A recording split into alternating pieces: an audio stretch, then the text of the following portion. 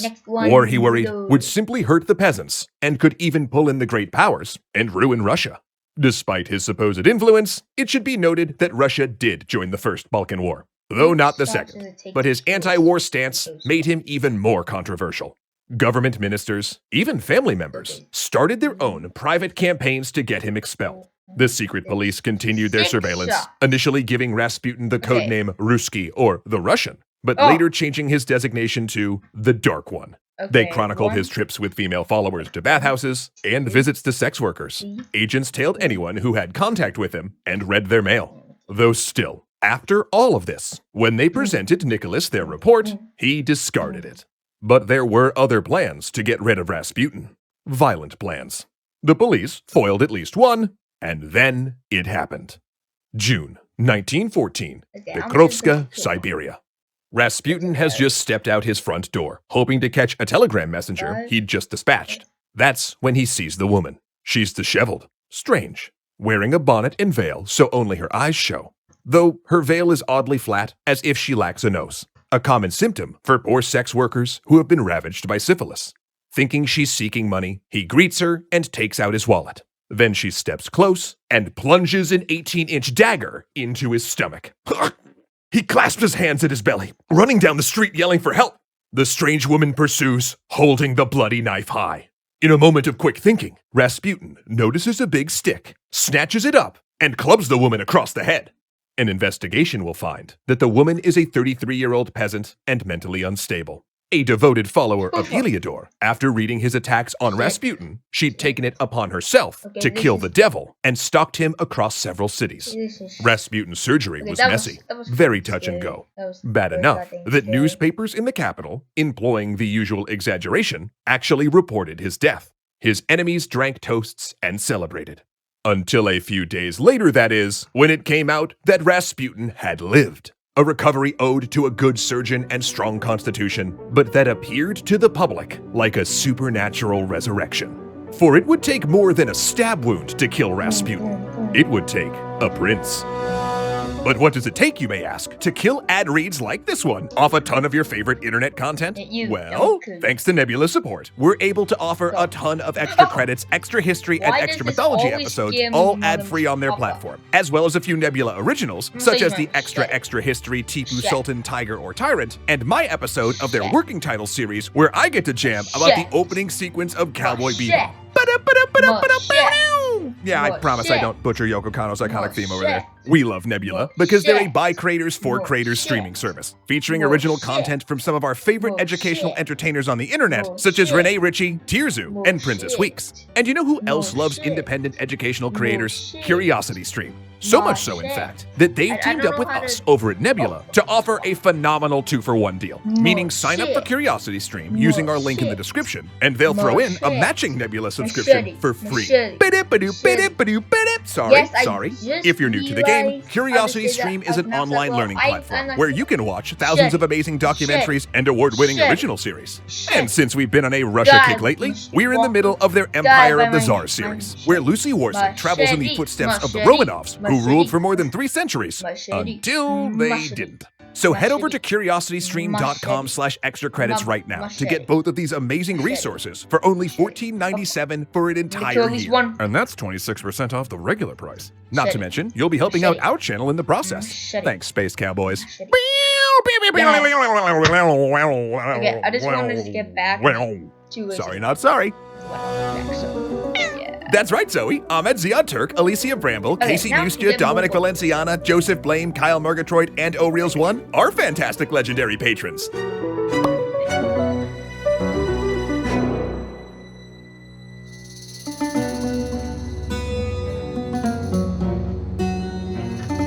Okay, let's just start filing.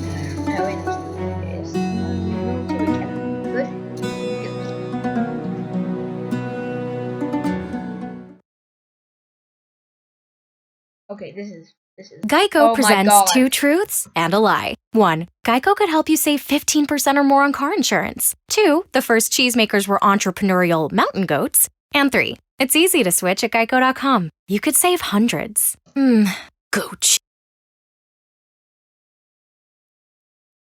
I get a bunch Saint-Domingue, 1791. Only a year before, the man had been a warrior in the Congo. Captured by his enemies, he was sold into slavery, crammed into a festering ship's hold.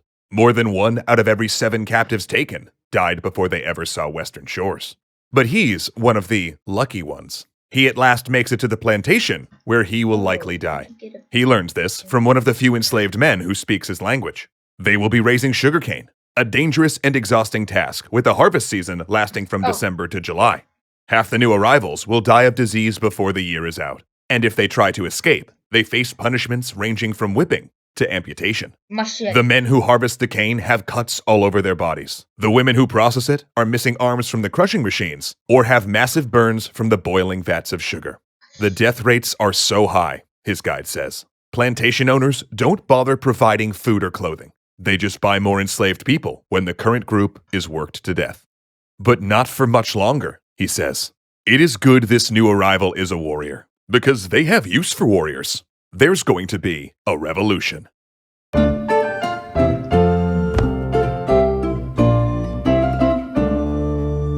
The Haitian Revolution is a unique event, both an offshoot of the French Revolution and an anti-colonial struggle. Haiti would become the second American nation to successfully win independence. And it remains, to this day, history's only example of enslaved people successfully rising up against their oppressors. An act that stunned the world and reshuffled the political order. From inspiring movements in other colonies to forcing Napoleon to sell Louisiana to the United States, its effect would be profound. But there is no good ending for the people that fought and died to create the world's first government led by liberated slaves. For the example of Haiti's revolution, including the violence of its rising, caused other nations to do everything they could to weaken the young government. Policies that, 200 years later, still impact Haiti and contribute to its current difficulties. But the roots of that instability were there from the beginning, because the economy of the French colony of Saint-Domingue, later known as Haiti, was largely devoted to a single plant. In Saint-Domingue, sugar was king. French settlers arrived on the island of Hispaniola via Caribbean piracy. And though the island had been Columbus's first landing place in the Americas, after a century as a Spanish colony, it was neglected and sparsely populated. By 1625, French pirates had begun setting up agricultural settlements on the western side, importing large numbers of African slaves. By 1697, the division was official, splitting Hispaniola into the French Saint-Domingue in the west and the Spanish Santo Domingo in the east. And within 50 years, Saint-Domingue was a crucial part of the Atlantic trade. Because Saint-Domingue, as it turned out, was the ideal place to grow 3 products that Europe and its North American colonies couldn't get enough of. The first was indigo, a plant that produced a rich blue dye. Next was coffee, the beverage of choice during the Enlightenment. But mostly, it was sugar, a substance Europeans couldn't get enough of, whether raw or converted to rum. And the tiny colony of Saint-Domingue produced about half of the coffee and sugar consumed in Europe. It was by far the wealthiest colony in the Caribbean, if not the world, and the jewel of France's imperial crown. In fact, 1 in every 25 Frenchmen had a job supported by the Saint-Domingue trade. But there was trouble underneath the surface of this economic powerhouse, because Saint-Domingue was a slave society. A place that didn't just have slavery, but was structured entirely around the bloody institution. And the different classes of people living in the colony all had different and overlapping grievances that would all explode once the burning fuse of revolution moved from America to France to the island itself.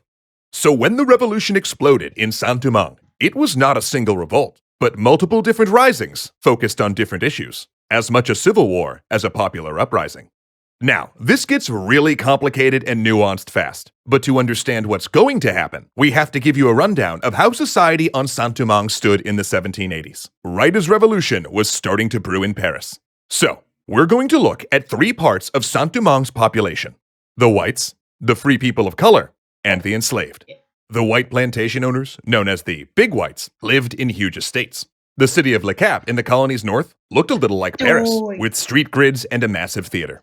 Their sons and daughters dressed in the most current fashions and read newspapers brought daily from Paris. In fact, many of these Big Whites didn't even live in Saint-Domingue, preferring rather to hold court in huge estates in France while others managed their land and finances.